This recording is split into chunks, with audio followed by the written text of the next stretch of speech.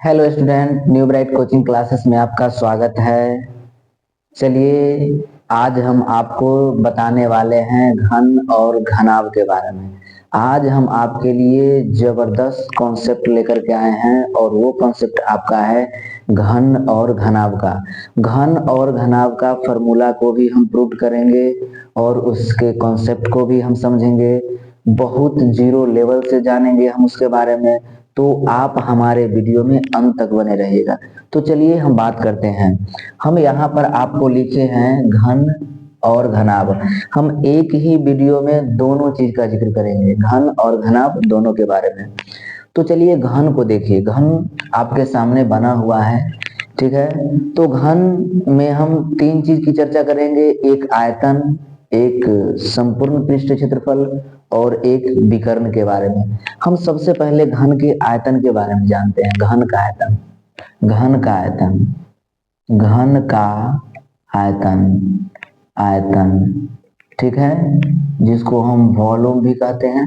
घन का आयतन यानी आयतन क्या होता है। आयतन हम आपको पहले भी बताए हैं कि आयतन जिसमें कोई भी सामान एडजस्ट हो, जिसमें किसी भी वस्तु में जितना सामान आ सके, अट सके, उसी को हम आयतन कहते हैं।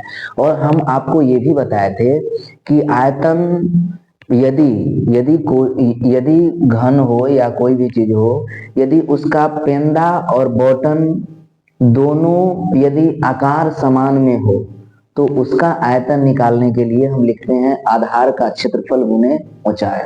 क्या लिखते हैं? आधार का क्षेत्रफल गुने ऊंचाई।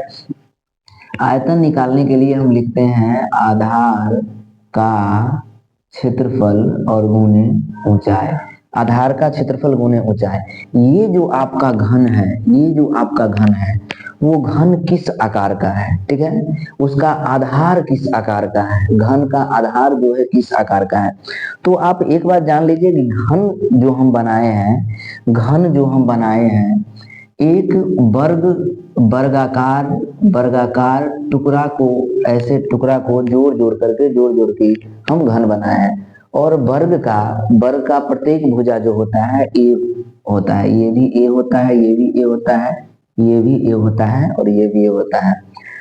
तो इसका आधार किस आकार का है? इसका आधार जो है सो आपका वर्ग के आकार का है। तो वर्ग का क्षेत्रफल क्या होता है? वर्ग का क्षेत्रफल होता है भुजा स्क्वायर। क्या होता है? भुजा स्क्वायर यानी ए स्क्वायर, ए स्क्वायर। तो इसका आधार का क्षेत्रफल यानी ए स्क्वायर और गुने ऊंचाई यानी ए। तो ये हो जाएगा ए के पावर क्यू यानी भुजा के पावर क्यू, ठीक है। घन, घन माने, घन मतलब क्यू, पावर क्यू, घन माने क्यू। अब कहिएगा कि सर इसमें ऊंचाई नहीं दिया गया है, ठीक है। तो आप एक बात समझ लीजिए, आप इधर ध्यान दीजिएगा। ये देखिए, ये एक वर्गाकार है, ये जो है वर्गाकार है, ये वर्ग के आकार का है, ठीक है। आप इसको देख रहे हैं, ये वर्ग के आकार का है। इसका प्रत्येक भुजा जो है बराबर है। तो ये वर्ग के आकार का है, तो ये वर्ग, तो ये जो होगा, ये इधर से होगा, फिर इधर से होगा, फिर इधर से होगा, फिर इधर से होगा, एक बॉटम होगा और एक पेंदा होगा। जैसे कि आप देख रहे हैं, ये पेंदा है, ये बॉटम है, एक इधर है और एक इधर, यानी एक और एक, दो, तीन, चार, उधर वाला पांच और इधर वाला छह। तो ये जो आपका वर्गाकार है, यदि इस आकार में रहे तो ये इसका लंबाई होगा, ठीक है। ये इसका क्या होगा? लंबाई होगा, ठीक है। ये इसका क्या होगा? चौड़ाई होगा, ठीक है, जिसको हम ये माने। और इसको खड़ा कर देंगे तो ये इसका क्या होगा? ऊंचाई होगा। यानी कि लंबाई, चौड़ाई और ऊंचाई जो होगा ये ए ही होगा, ठीक है। ये क्या होगा? ए ही होगा। तो हम ऐसे लिख सकते हैं कि ये आधार वर्ग के आकार है, तो आधार का क्षेत्रफल, आधार का क्षेत्रफल भुजा स्क्वायर यानी ए स्क्वायर, और ये ऊंचाई, ऊंचाई तो ऊंचाई भी ए है, ऊंचाई भी ए है। हम समझाने के लिए आपको यहाँ पर ऐसे लिखे हैं। तो आपको क्या हो जाएगा? ये आपका हो जाएगा ए स्क्वायर गुने ए यानी भुजा के पावर क्यू हो जाएगा, ठीक है। तो हम आयतन की बात कर लिए। अब चलिए हम इसकी बात करते हैं संपूर्ण पृष्ठीय क्षेत्रफल की। घन का संपूर्ण पृष्ठीय क्षेत्रफल, घन का संपूर्ण संपूर्ण पृष्ठीय क्षेत्रफल, ठीक है। इसको इस घन का संपूर्ण पृष्ठ क्षेत्रफल यानी कि total surface area, total surface area भी इसको हम बोलते हैं। घन का संपूर्ण पृष्ठीय क्षेत्रफल की बात करते हैं। देखिए घन का संपूर्ण पृष्ठीय क्षेत्रफल, घन का संपूर्ण पृष्ठीय क्षेत्रफल निकालने से पहले आप ये जान लीजिए कि घन जो हम बनाए हैं वह प्रत्येक वर्ग को जोड़ करके बनाए हैं। क्या बनाया है? घन जो बनाया है वह हम वर्ग को जोड़ के तब घन बनाया है। यानी ये जो वर्गाकार है इसको जोड़ जोड़ के हम क्या बनाए हैं? इसको जोड़ जोड़ के हम घन बनाए हैं। तो ऐसा कितना टुकड़ा को हम जोड़े हैं वो देखिए, इस ऐसा कितना टुकड़ा को जोड़े हैं।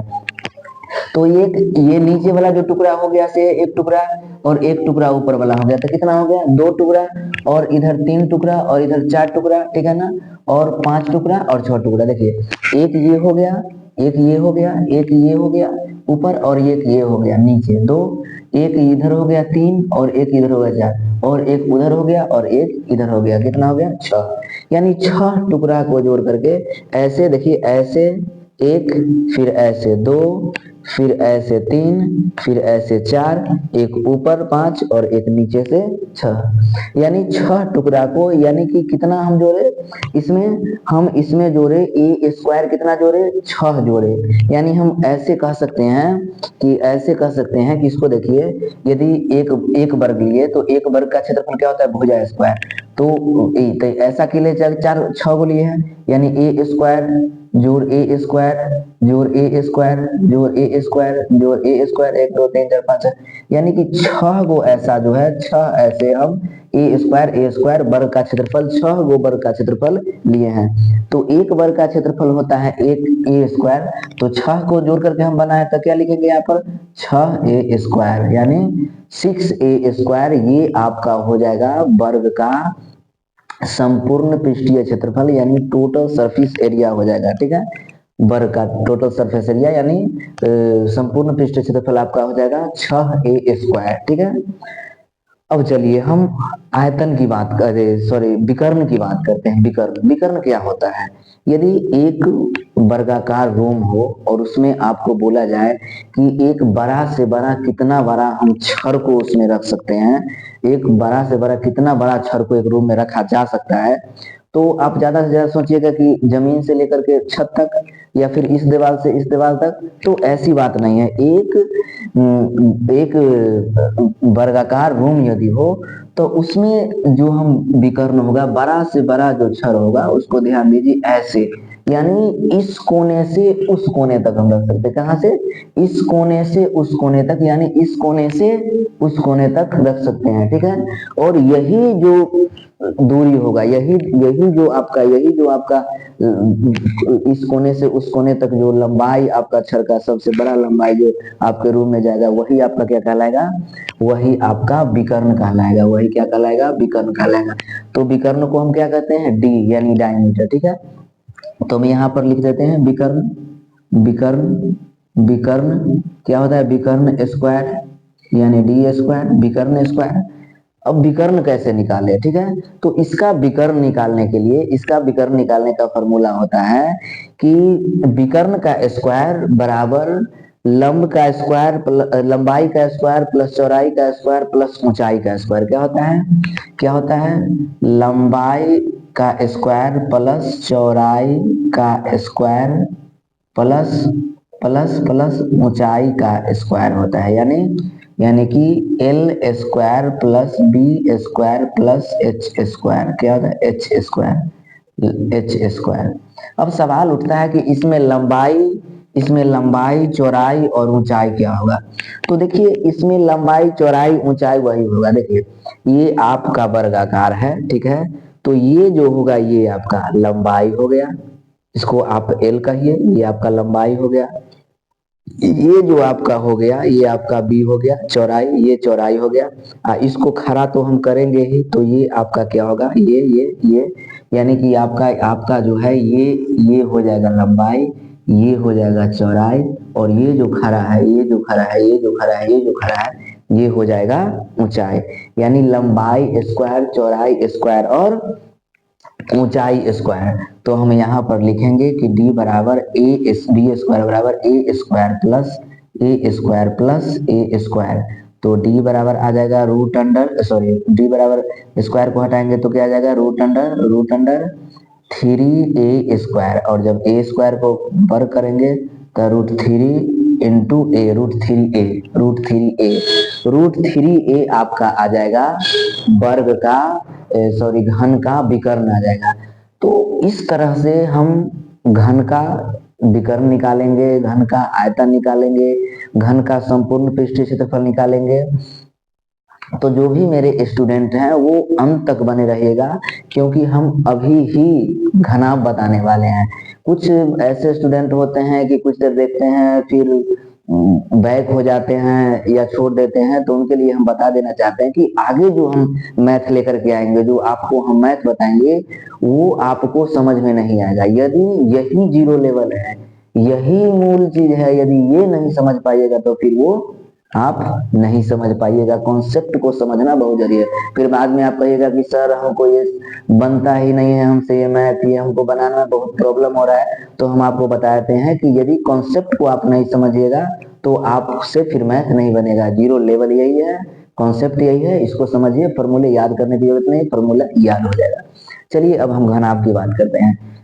घनाभ जो होता है, घनाभ ध्यान दीजिएगा, घनाभ जो है, घनाभ एक आयत के जोड़ करके बनाया गया है। ये घन जो था एक वर्ग को जोड़ करके बनाया गया था, और घनाभ जो है एक आयत के जोड़ कर बनाया है। और आयत में दो चीज होता है, याद रखिएगा, एक लंबाई और एक चौड़ाई। क्या होता है आयत में? एक लंबाई और एक चौड़ाई। ये देखिए, ये एक आयताकार है। आयत में लंबाई और चौड़ाई हमेशा अलग अलग होता है, लंबाई बड़ा होता है, चौड़ाई छोटा होता है, ठीक है। तो ये आपका लंबाई है, ये लंबाई है, और ये आपका चौड़ाई है। यानी ये आपका लंबाई है, ये भी आपका लंबाई है, ये भी आपका लंबाई है, ये भी लंबाई है। ये देखिए यहाँ से यहाँ तक ये भी चौड़ाई है, ये चौड़ाई है, ठीक है ना। ये हाइट ऊंचाई है, ये हाइट है, ये हाइट है, ये भी है चौड़ाई, और ये भी है चौड़ाई, ठीक है। तो यदि आप घन का कॉन्सेप्ट समझ गए तो घनाभ का भी कॉन्सेप्ट सेम वही है। हम पहले ही आपको बताए हैं कि आयतन जिसका पेंदा और बॉटम दोनों बराबर हो, उसका आयतन निकालने का एक ही परिभाषा है, आधार का क्षेत्रफल गुणे ऊंचाई। क्या होता है? आधार का क्षेत्रफल गुणे ऊंचाई। यानी कि हम घनाभ की बात करें, घनाभ का आयतन, यदि हम घनाभ की आयतन को बात करें तो देखिए, घनाभ का भी पेंदा, ये पेना है, और ये बॉटम, ये दोनों बराबर हैं। और जब पेंदा और बॉटम बराबर हो तो आधार का क्षेत्रफल गुणे ऊंचाई होता है। तो इसका आधार किस आकार का है? देखिए तो इसका आधार किस आकार का है? इसका आधार जो है आयत के आकार का है। और आयत का क्षेत्रफल क्या होता है? आयत का क्षेत्रफल क्या होता है? आयत का क्षेत्रफल आपका होता है लंबाई गुणे चौड़ाई, यानी एल बी, लंबाई गुणे चौड़ाई, ठीक है। तो हम क्या बताए थे? आधार का क्षेत्रफल गुणे ऊंचाई, तो एल बी एच,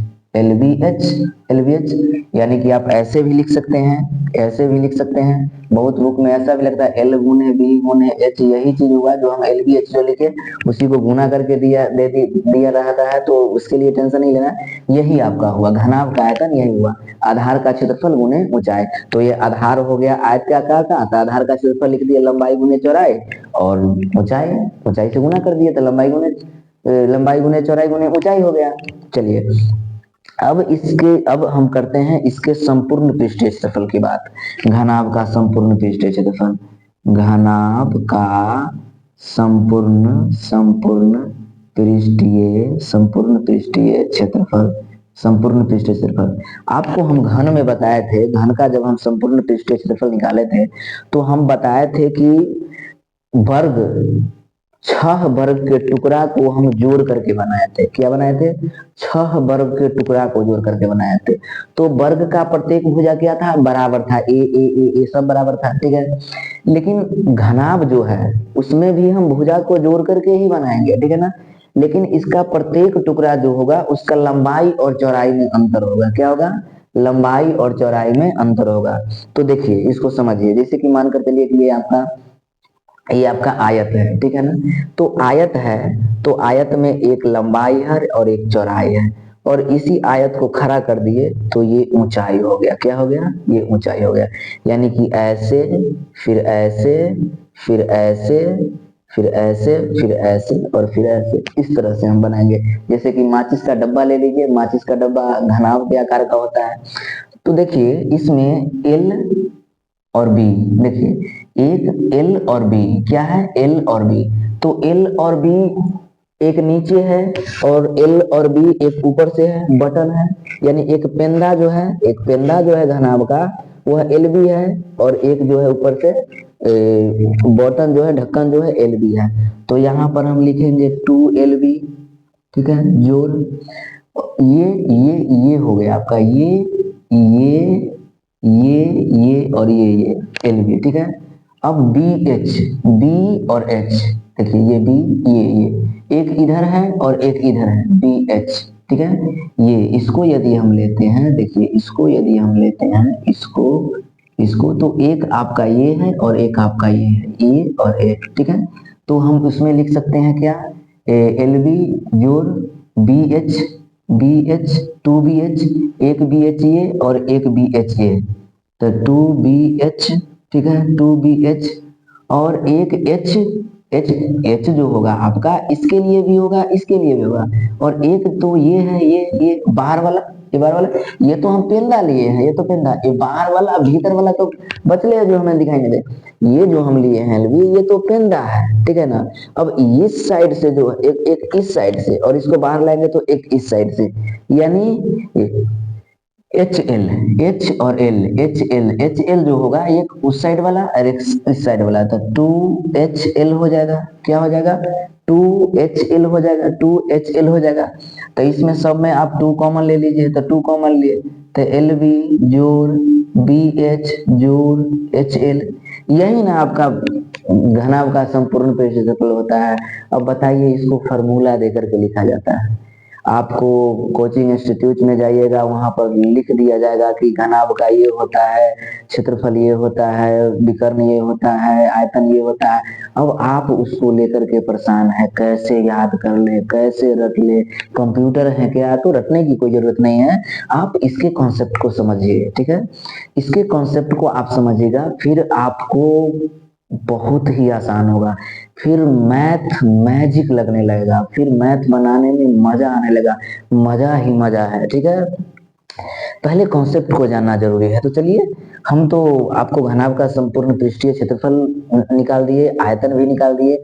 अब आता है घनाभ के विकर्ण की बात, ठीक है। घनाभ के विकर्ण, यदि आपका रूम है तो किसी का रूम वर्गाकार होता है, किसी का रूम क्या कहता है, आयताकार होता है। घनाभ किसी का घन के आकार के वर्गाकार हो गया तो घन के आकार के, आमने सामने की भुजा बराबर हो गया तो घन के आकार, किसी का लंबाई ज्यादा है चौड़ाई कम है तो ऑटोमेटिक है जो वो बन जाएगा आपका घनाभ के आकार के। अब उस रूम में भी यदि बोला जाए कि कितना लंबा से लंबा छड़ आ सकता है, वो बताइए, तो ये आपका विकर्ण हो जाएगा। ये आपका क्या हो जाएगा? विकर्ण हो जाएगा, D², ठीक है, डायमीटर के होल स्क्वायर, ये आपका विकर्ण हो जाएगा। तो इसमें विकर्ण को कैसे हम निकालें, ठीक है, इसका विकर्ण कैसे करें? तो सेम उसी तरह निकालेंगे। क्या विकर्ण का हम क्या लिखा है कि लंबाई के स्क्वायर प्लस चौड़ाई के स्क्वायर प्लस ऊंचाई के स्क्वायर, यही तो विकर्ण होता है, ठीक है ना। लंबाई के स्क्वायर प्लस चौड़ाई के स्क्वायर प्लस ऊंचाई के स्क्वायर, तो इसमें तो हमको लंबाई भी है, इसमें तो चौड़ाई भी है, और इसमें तो ऊंचाई भी है, इसमें तो दोनों तीनों चीज है।